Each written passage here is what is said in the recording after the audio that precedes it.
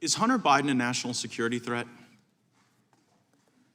That's not a question that would come up before me, Congressman. You're the head of the National Security Division, so it seems sort of on the nose. It's not in my practice or experience to identify individuals not in my purview. and to We've label heard that before. any individual, an American citizen, or any individual as a national security threat. Well, you would certainly concede that if the adult offspring of the President of the United States or the Vice President were compromised, that would be a national security threat, right?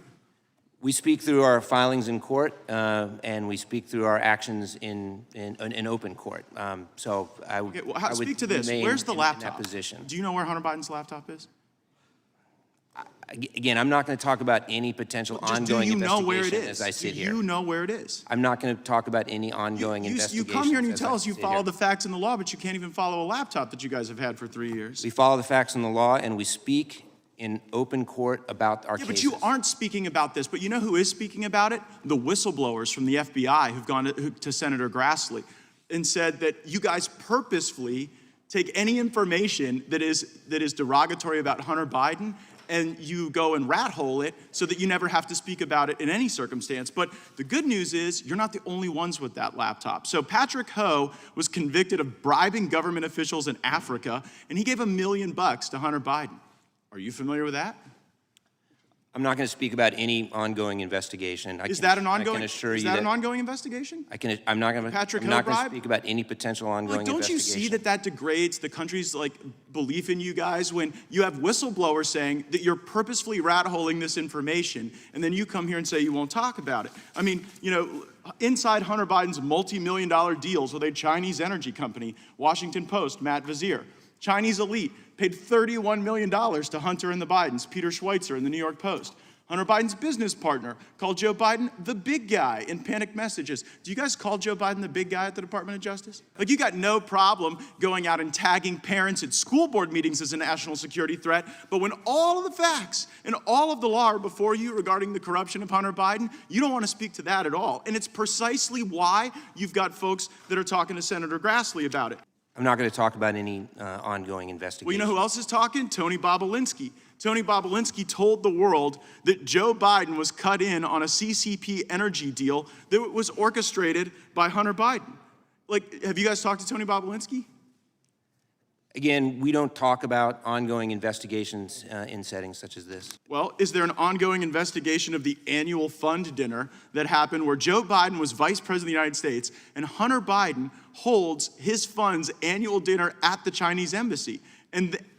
But in order to do that, in order to get the Chinese embassy to roll out the red carpet for Hunter Biden and to raise money for his fund, he had to go to the embassy 30 minutes before and have a one-on-one meeting with the Chinese ambassador. Do you think it's possible that that meeting might have jeopardized national security?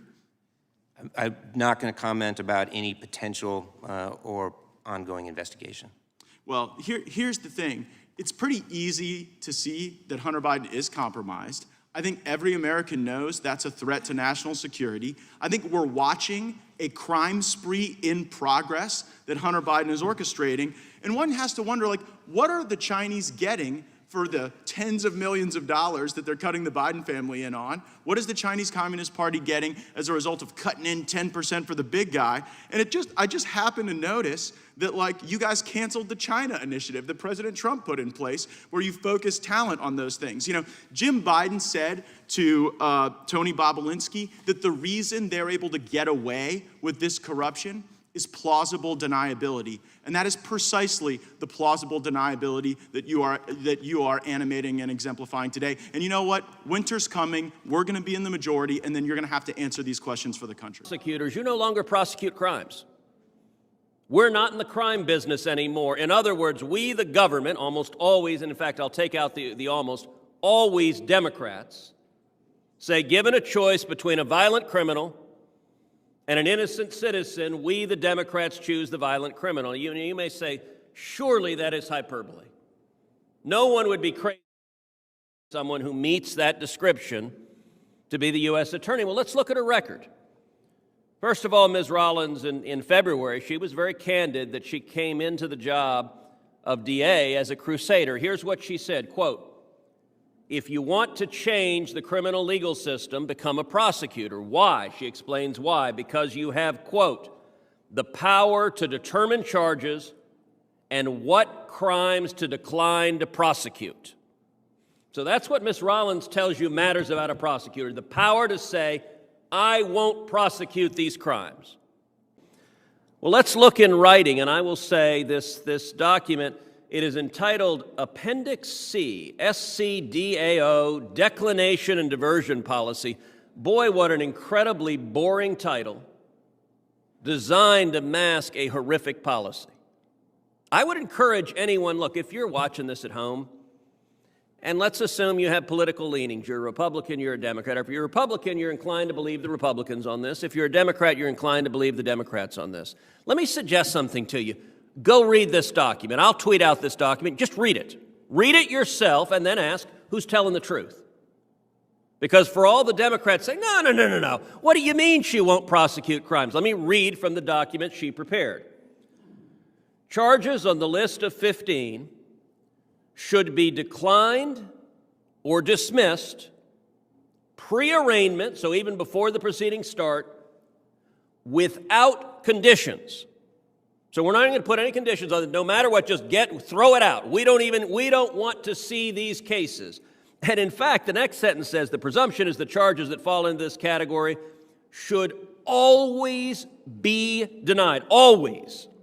So no wiggle room of, just in some cases. Always is what she wrote, even when attached to another charge.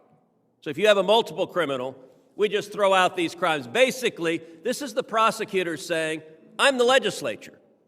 Those pesky elected legislators that actually voted on the criminal code, I don't care what they say. I am erasing these crimes from the criminal code. Well, let's start. What's the first one on the list? Trespass.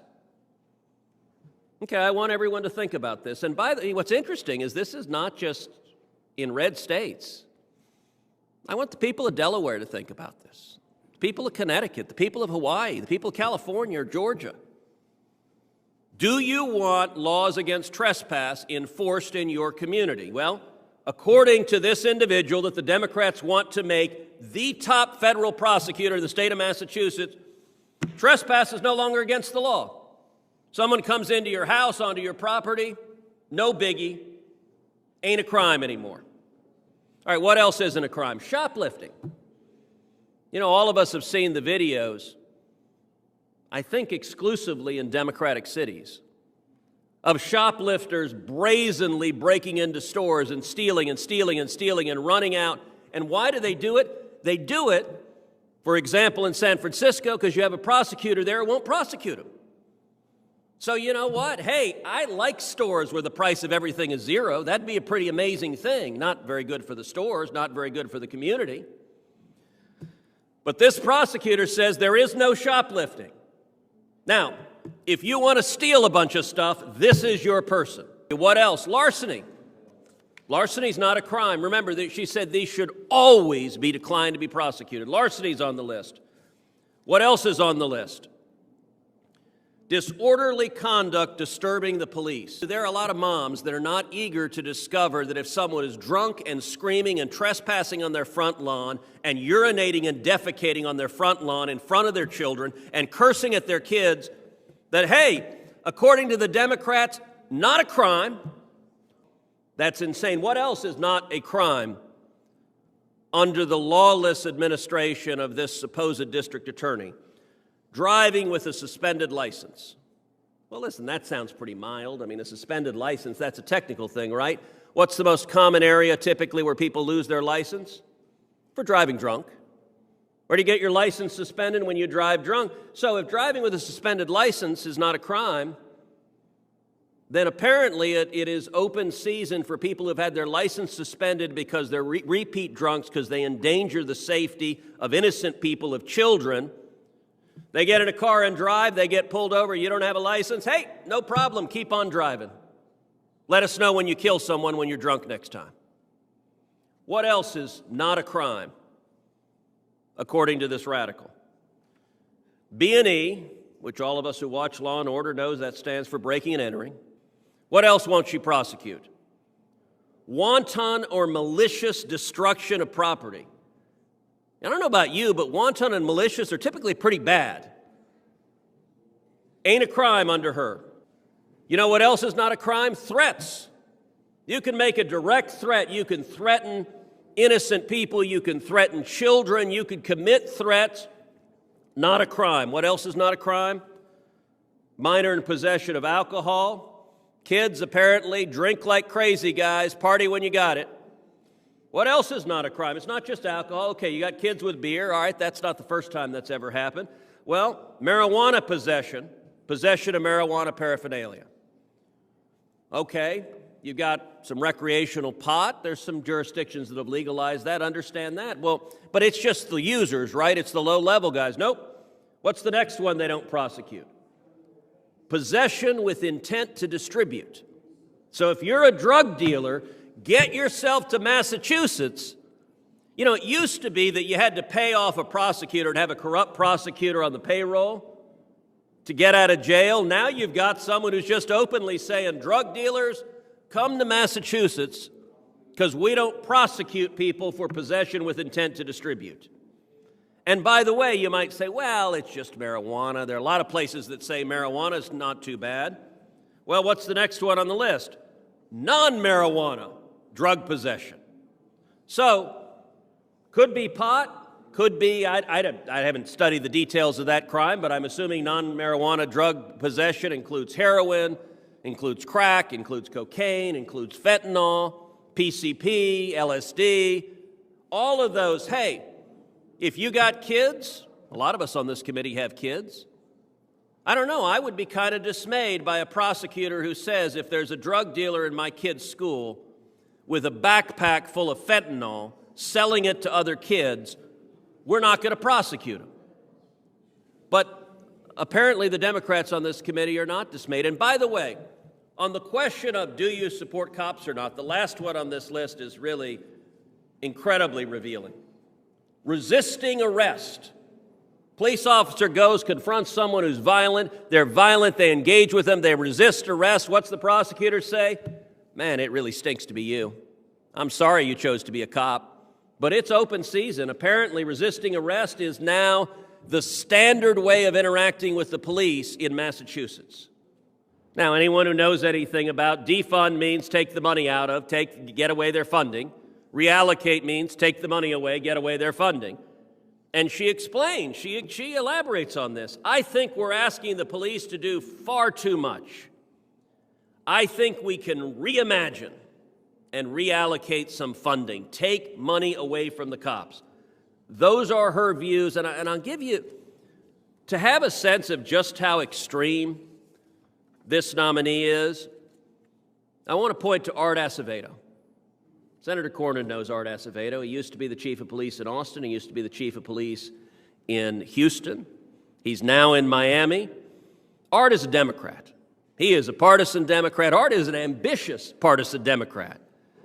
He has his eyes on higher office. No one has ever missed that about Art.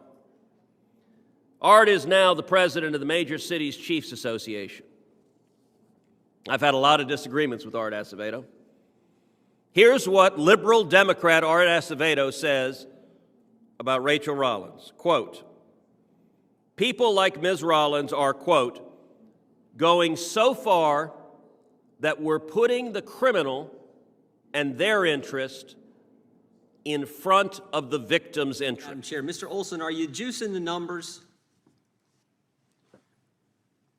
I'm not sure what you're referring to. You talked all about your opening statement about the number of domestic terrorism threats. We've had multiple whistleblowers come to our office and tell us that they're being pressured to categorize cases as domestic terrorist threats that aren't. And I'm just wondering, because it was the opening of your statement, most of your statement, you talked about this new office you filled. Are you juicing the numbers? So I'm not aware of the references you're making to the whistleblowers. Who is Timothy T-Bolt? I'm sorry, I don't know that name. You don't know that name? Mr. Grassley does. Mr. Grassley cited in his letter. Mr. Gaetz brought him up in his 5 minutes of questioning. Mr. T-Bolt's a guy who suppressed information that was verifiable about Hunter Biden in 2020. You don't know who this individual is? I'm sorry, I don't know who that is. You know what's also interesting about this individual? He's the guy that the whistleblowers told us is pressuring them to recategorize the cases as domestic terrorism cases. And you don't know anything about him. I do not. All right, well, I guess that maybe stands to reason. I find that interesting. How many more parents has the Department of Justice investigated? We know of 20 some, over 24, because again, we've had other whistleblowers come forward and tell us about that. I mean, the number, it's almost like it's a well-worn trail of FBI agents coming as whistleblowers to our office because so many things that they're concerned about going on at the Justice Department. So we know of over 24. You were on the press release when the Attorney General issued his memorandum on October 4th, 2021. The National Security Division was mentioned on this press release that went out that day. Here's what the press release says. According to the Attorney General's memorandum, the Justice Department will launch a series of additional efforts to include the creation of a task force. Has that task force been created?